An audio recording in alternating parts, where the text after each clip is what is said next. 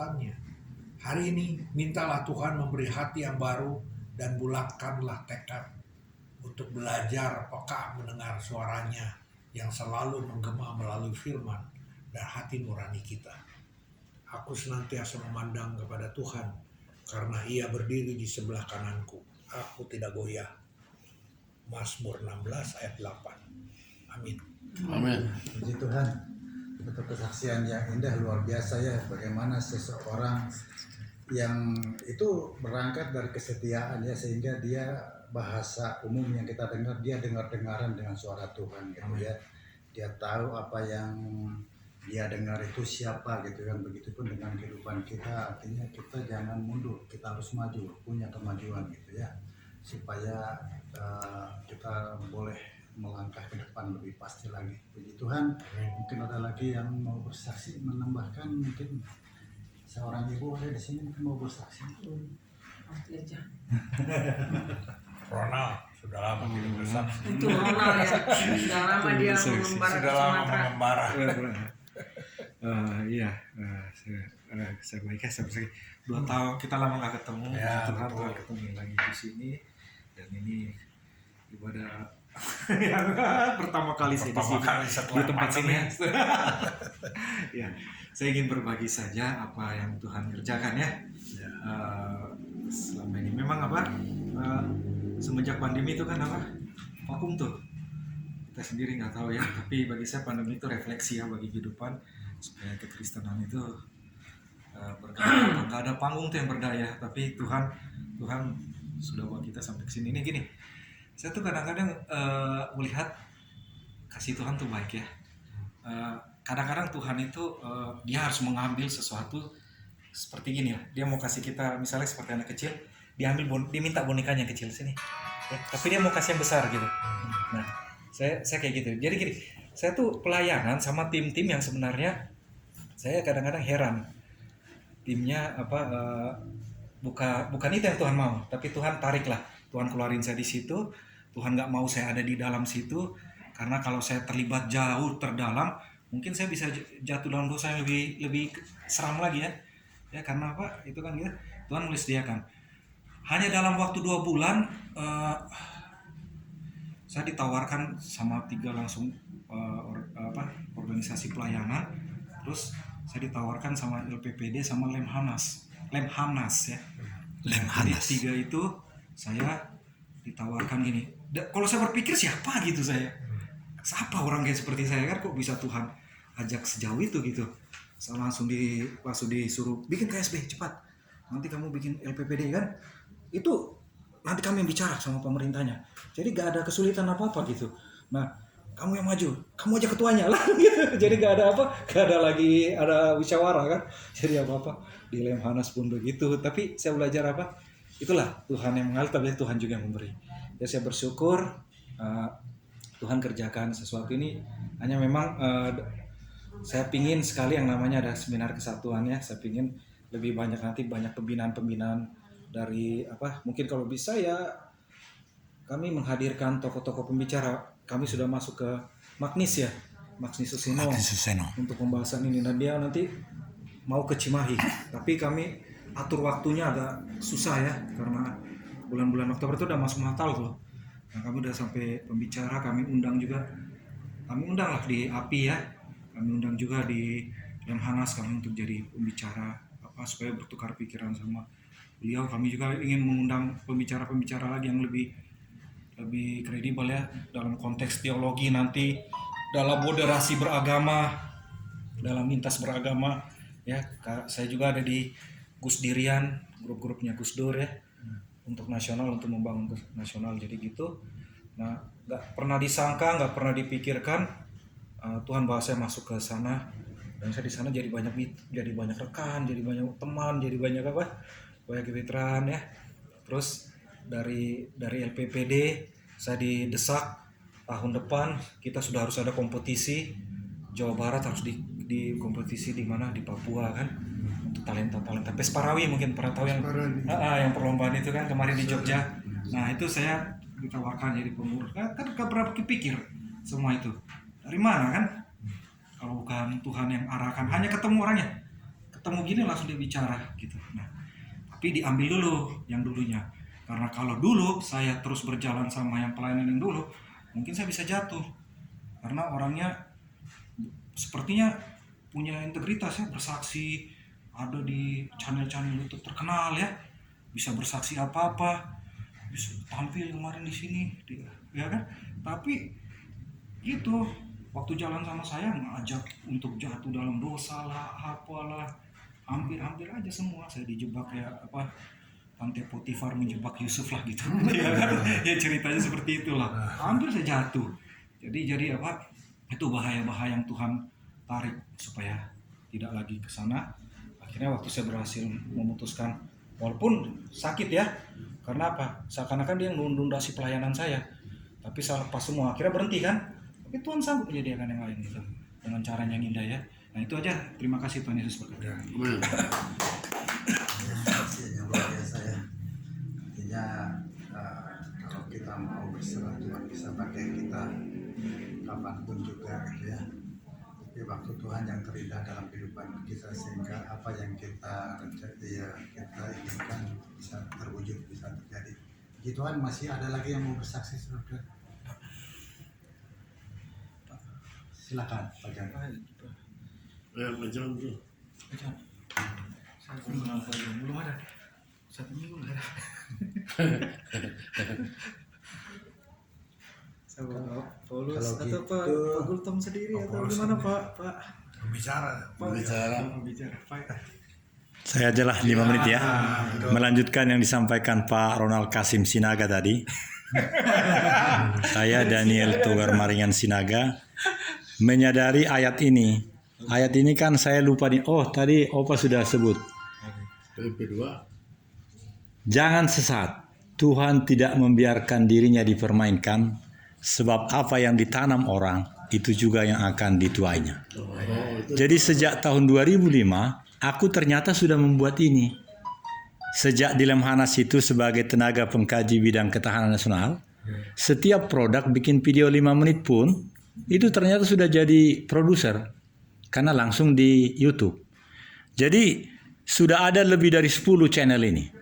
Waduh, luar biasa. Karena itu sekarang saya bikin misalnya satu kaitannya dengan Full Gospel ini, saya bikin judulnya Full Gospel Business Internasional.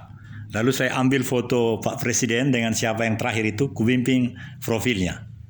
Terus ada lagi Nusantara Successful. Karena saya selama di Lemhanas 20 tahun itu, sebenarnya nilai-nilai kesuksesan Nusantara itu yang harus diulang kembali. Jadi saya bikin Nusantara Successful. Isinya boleh juga yang tadi, tetapi dalam pemahaman nanti bisa mengarah ke hal-hal itu. Jadi 10 channel itu saya bikin misalnya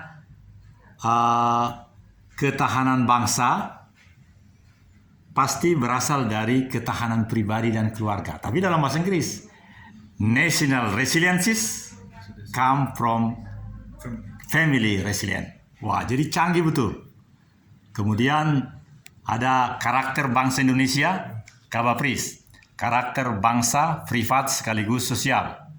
Bisa di bahasa Inggris kan. Jadi rata-rata bisa bahasa Inggris, bisa bahasa Batak, dan kalau misalnya Pak Kasim mengajari bahasa Bugis bisa. Sehingga nilai-nilai Nusantara yang dulu itu bisa Bapak. Jadi saya ingat sekarang dan saya akan sebut. Mulai dari channel itu tadi, ketahanan nasional berasal dari ketahanan pribadi dan keluarga, karakter bangsa Indonesia individu sekaligus sosial, Nusantara Successful, Full Gospel tadi bisa 2 dan seterusnya. Sehingga sangat nikmat sekali produk ini, setiap pertemuan kan bisa 4. Ini bisa aku masukkan di dalam 4 channel dengan maksud tujuan menjelaskan tema-tema tadi yang 50 karakter itu. Lalu ditambahkan lagi 100 huruf, sama seperti Lemhanas. Di Lemhanas kan harus 8 kata. Dan itu berarti 100 huruf. Misalnya, 100 huruf itu begini. Pak Ronald Kasim is going to teach everything he's experiencing in Sumatra to giving the blessing and glorifying to Tuhan. Wah, itu kan luar biasa kan? Iya, lalu ambil Dan itu pasti dibikin oleh YouTube infrastruktur langsung karena judulnya juga seperti itu, wajah orang itu langsung terpampang dan itulah yang viral.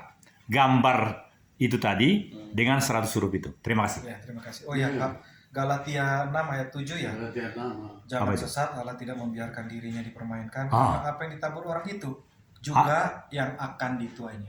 Aku tak hafal Galatianya tadi, tapi itulah yang ku ini. Galatia 6 ayat Ya, jangan sesat. Tuhan tidak membiarkan dirinya dipermainkan, sebab apa yang ditanam orang itu Ditabur. juga yang akan dituainya. Ya, apa yang ditabur, makanya ada tabur tuai kan. Tabur tuai itu. Kembali kepada- saya kemarin kan di gereja Ya, Galatia 6. Ya tabur tuai.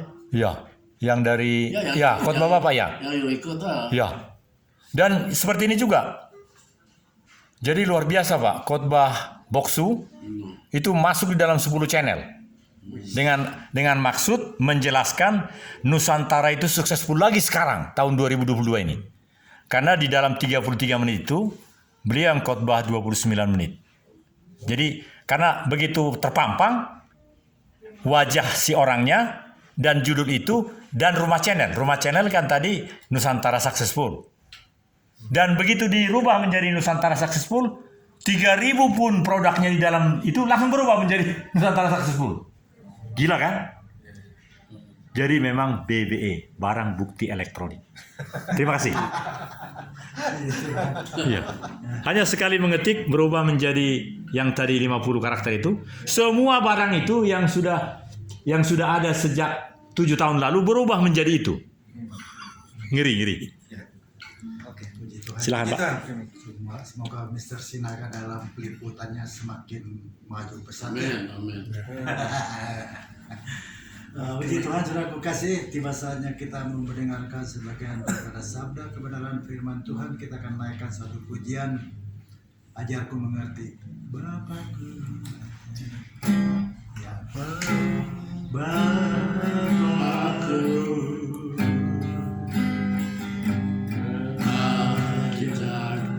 segala rancangan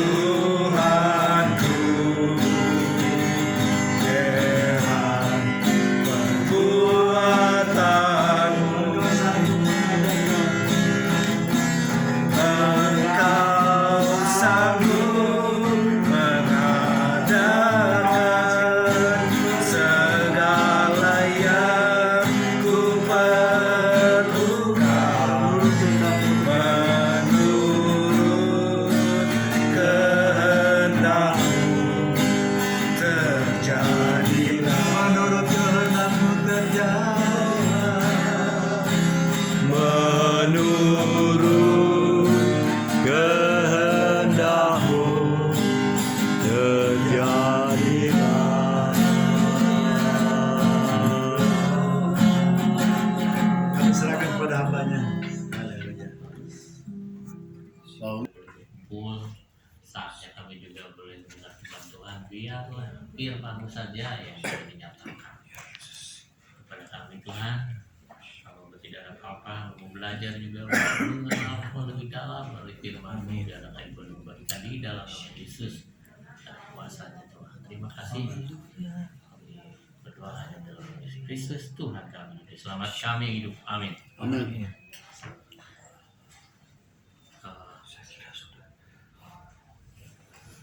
Ya, kita bersyukur ya pujian, tapi orang-orang terbahagia ya, kita ini orang terbahagia yang datang ke tempat ini sudah bukan secara kebetulan memang ya. Kalau kita datang bisa punya arti untuk datang, untuk setia karena luar biasa ya dalam kondisi sekarang yang tidak mudah ya, usaha atau pekerjaan atau pelayanan juga tidak mudah, dalam kondisi cuaca tidak mudah, tapi kita bisa hadir di tempat ini.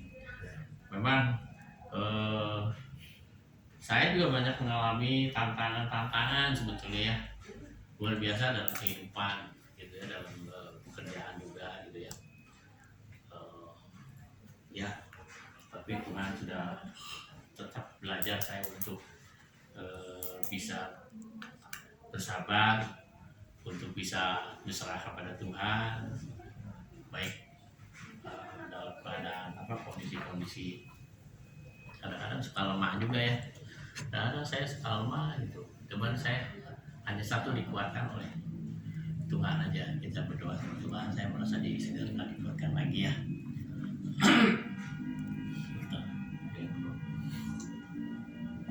Kedengaran nggak Pak? Suara? Sangat jelas. Bagus. Sangat jelas. Bagus. Mantap. Soalnya memang saya kadang-kadang suka ada masalah pendengaran, tapi kalau ngomong ya kalau pendengaran oke. Kadang-kadang kalau saya telepon, ini misalnya istri saya lagi meeting, pas saya terima telepon, keras katanya suaranya, sudah keluar, keras suaranya. Padahal saya nggak nyadar, padahal pelan-pelan rasa saya pelan-pelan, ya gitu ya. Nah, malam ini saya ingin membagikan sedikit saja firman Tuhan. Ada firman kita akan lihat di 2 Korintus 13. Kita mengambil dari 2 Korintus 13 ya. Itu cuma ada beberapa ayat di situ. Di sini kita belajar tentang satu, kuasa Allah di dalam kelemahan kita. Sebetulnya bekerja tuh kuasa Allah itu sebetulnya di dalam kelemahan, bukan dalam kekuatan kita. Jadi sini kuasa Allah di dalam kelemahan kita, atau kita semua ya ada ya. Jadi Allah bekerja paling baik ketika saya mengakui kelemahan saya. Itu intinya gitu ya. Kadang-kadang ya benar loh. Di dalam hubungan dengan sesama juga ya. Kadang-kadang kan kita membutuhkan orang yang kadang-kadang orang kan merasa nggak mau orang merasa menunjukkan bahwa dirinya lemah gitu ya. Itu kan seperti itu. Padahal ya baik di rumah tangga ataupun di hubungan sesama kita juga, kalau kita ya kita pasti ada kelemahan, ada kelebihan, ada kelemahan gitu ya. Cuma di sini kita belajar tentang Paulus ya di sini ya. Bagaimana Paulus itu bisa menjadi rasul yang bagus, yang luar biasa dipakai Tuhan ya. Di sini kita belajar ya. Memang di ayat yang 2 Korintus kita baca ayat dulu di situ, tapi di terjemahan yang baru mungkin di sini ya. Kalau 2 Korintus 12 ayat 9 sini disebut. Korintus 12 ayat berapa? Ayat 9. 2 Korintus 12 ayat 9. 12 dulu ini kayaknya. 12 ayat 9.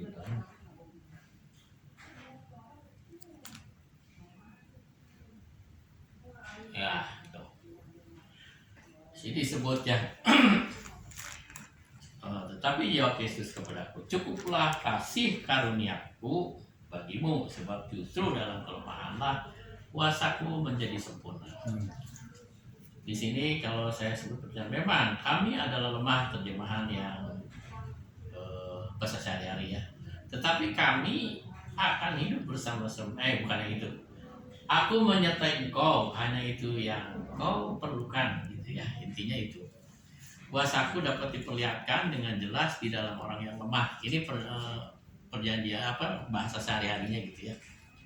Nah, di sini kalau kita lihat firman ini, Allah senang memakai orang-orang yang lemah gitu ya. Sebetulnya makanya tadi Pak Ronald lihat kok bisa dipilih, saya itu siapa gitu ya. Dan ya orang-orang yang sebetulnya nabi-nabi semua juga orang-orang yang bukan orang yang hebat ya. Murid-murid Tuhan juga orang-orang remaja gitu ya, orang-orang bukan yang pintar, yang hebat gitu, yang dipakai Tuhan gitu ya. Jadi kita jangan merasa kita belum sekolah tinggi teologi gitu ya. Jadi saya nggak bisa bawa firman. Sebetulnya kita tuh pelayan-pelayan Tuhan ya.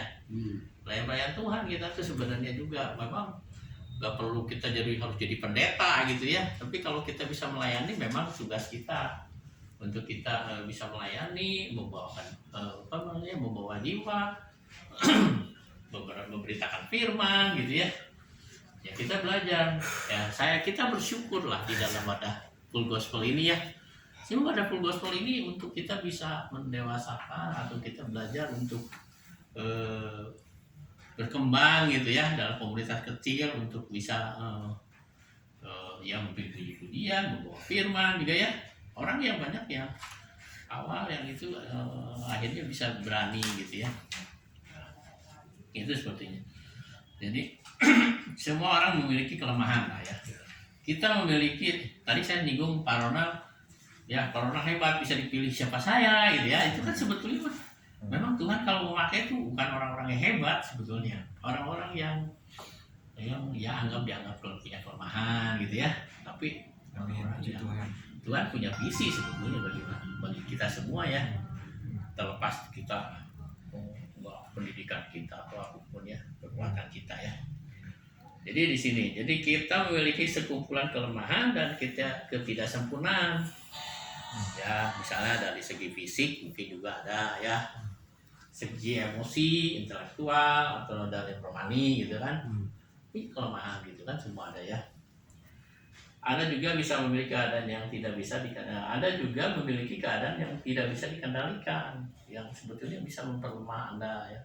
Selain kita kan bisa tidak ada yang kita nggak bisa kendalikan ya. Gitu seperti relasi dengan teman. Ada yang kita tidak bisa kita kendalikan gitu ya. Jadi masalah yang lebih penting adalah apa yang Anda kerjakan dengan kelemahan-kelemahan itu.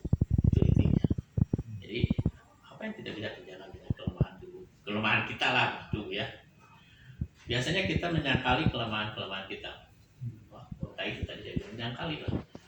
Ya, atau bisa membelanya, atau juga ada yang mencari dalih biasanya.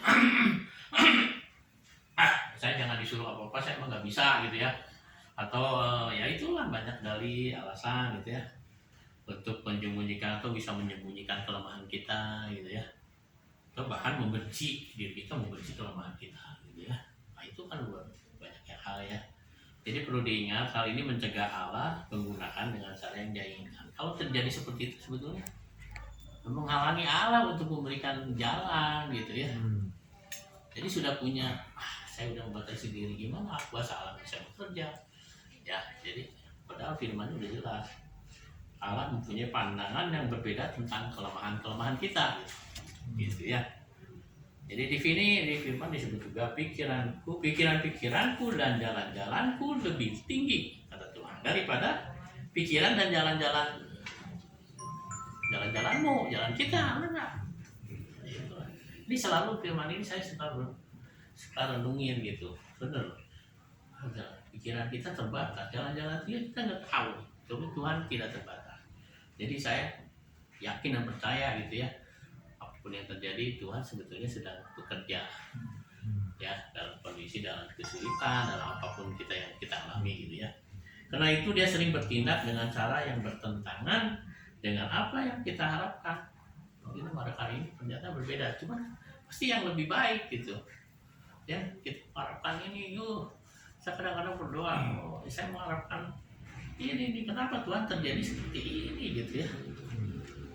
rasanya ada banyak hal ya yang saya alami ya sebetulnya merasa belum puas lah gitu ya dalam kehidupan saya masih belum puas sebetulnya gitu.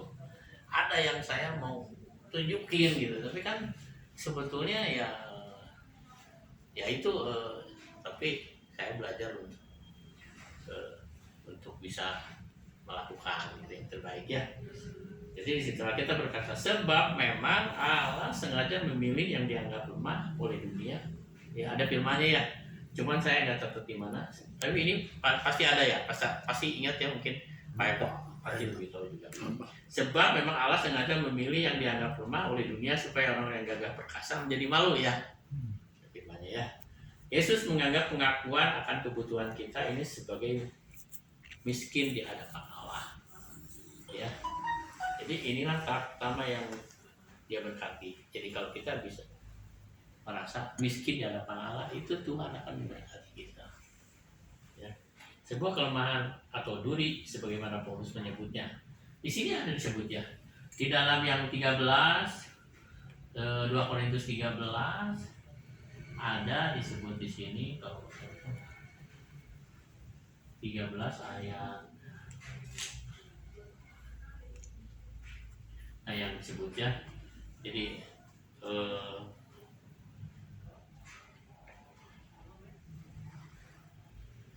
Yesus menggambarkan apa tadi yang disebut kelemahan atau duri sebagaimana Paulus menyebutnya bukanlah dosa atau kejahatan atau cacat karakter yang bisa Anda ubah. Jadi sebetulnya tuh kelemahan atau duri yang ada dari diri Paulus itu kan bukan satu kelemahan ya. Yesus itu dia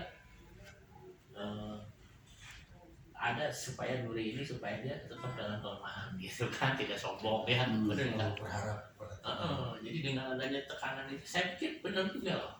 Kalau kita mau diberikan sesuatu yang rasanya seperti duri gitu ya, nah itu sebetulnya buat kita lemah untuk kita tetap berharap sama Tuhan. Ya. Nah, jadi jangan pernah ayat 3 kalau di sini nanti dibaca ayat 3. Jangan pernah menyimpulkan Allah tidak pernah bisa memakai. Allah tidak pernah bisa memakaiku. Jadi itu karena kita merasa kita nggak ada apa-apanya gitu ya. Allah tidak pernah dibatasi oleh berbagai keterbatasan kita. Allah senang menaruh kuasanya yang besar dalam bejana-bejana biasa. Kita tuh bejana-bejana biasa lah gitu ya. Luar biasa kan? Tetapi harta rohani, di sini firman-Nya ada. Tetapi harta rohani yang indah itu kami bawa pada diri kami yang tidak berharga ini, yang dibuat dari tanah. Kita kan dibuat dari tanah. Ya, tembaga yang dibentuk dianjurkan dibentuk. Cuma kita mau dibentuk kok enggak sama Tuhan ya. Demikianlah nyata bahwa kebesaran kuasa itu terletak pada Allah. Jadi bukan kepada kami, kita semua ya. Jadi ya seperti tadi keramik yang dibentuk bagus gitu ya, Allah yang membentuk gitu ya. Kita asal nurut mau gitu ikutinya. Ya. Tapi Allah akan memakai kita jika kita mengizinkannya bekerja melalui kelemahan-kelemahan kita. Jadi otoritasnya tetap di pada diri kita sebenarnya Tuhan. Kita Allah nggak bisa memaksakan gitu buat segala sesuatu kalau kita tidak mengizinkan ya. Kita punya otoritas. Jadi tadi melalui kelemahan. Jadi kesatu langkah-langkahnya betulnya satu kita harus akui lah kelemahan-kelemahan kita, ketidaksempurnaan kita gitu ya, dan jujur terhadap diri sendiri daripada hidup kadang-kadang menyangkal ya atau membuat alasan-alasan gitu ya. Lebih baik kita jujur, oh saya nggak bisa, oh ya kelemahan gitu ya. Jadi kadang-kadang itu buat apa sih ada kalau ada pengakuan itu dalam perjanjian baru juga menggambarkan apa yang kita butuhkan untuk kehidupan yang sehat ya. Satu. Jadi contohnya ada pengakuan Petrus kepada Yesus ya. Ada contohnya. Jadi di sini ya, Petrus mengakui engkau adalah Mesias, anak Allah yang hidup ya. Nah, itu pengakuan Petrus. Pengakuan Paulus nih kepada penyembah berhala. Kami adalah manusia biasa seperti kamu. Kan? Jika Anda ingin agar Allah memakai Anda harus mengenal siapa Allah dan siapa Anda. Ya, jadi Jadi siapa Allah, siapa Anda. Jadi kita harus mengenal diri kita. Ya. Jadi dari bahwa kita tuh tidak ada apa-apanya, terbatas, Tuhan tidak terbatas, kuasanya tidak terbatas, kesetiaannya tidak terbatas. Kedua, senanglah di dalam kelemahan-kelemahan Anda. Jadi kita senang di dalam kelemahan, bukan wah ini kelemahan kita, wah benci gitu, enggak, senang. Ya. Kenapa di sini disebut? Oh, sebab itu terlebih suka aku bermegah atas kelemahanku, gitu. Supaya kuasa Kristus turun menaungi aku, selalu menaungi aku. Karena itu aku senang dan rela di dalam kelemahan. Karena Kristus dalam kelemahan kita dapat bergantung pada Allah. So, kalau kita dalam kondisi wah merasa hebat atau diberkati atau kadang-kadang kita bisa jadi lupa ya, benar. Dan kalau kita ada tekanan, ada apa, wah jadi ada kelemahan, ada ya, jadi kita mendekati Tuhan, disertai Tuhan. Ketiga, kelemahan kita juga mencegah ya tadi kesombongan ya, untuk menjaga tetap kita rendah hati. Kita harus tetap rendah hati ya. Jadi Paulus di sini mengatakan, jadi supaya aku tidak menjadi sombong, aku diberi suatu penghalang untuk membuatku tetap ingat akan keterbatasanku. Gitu. Duri tadi ya, duri di penghalang. Ketika, nah di sini ada contoh. Ketika Gideon nih merekrut 32.000 orang tentara untuk memerangi orang Midian ya, Allah memotongnya sampai tinggal hanya 300 orang. 300 orang. Wah, 300 orang melawan pertarungan 450 lawan 1 gitu ya. Kalau dihitung itu dia dihitung kali bagi-bagi. Jadi ketika mereka keluar untuk berperang,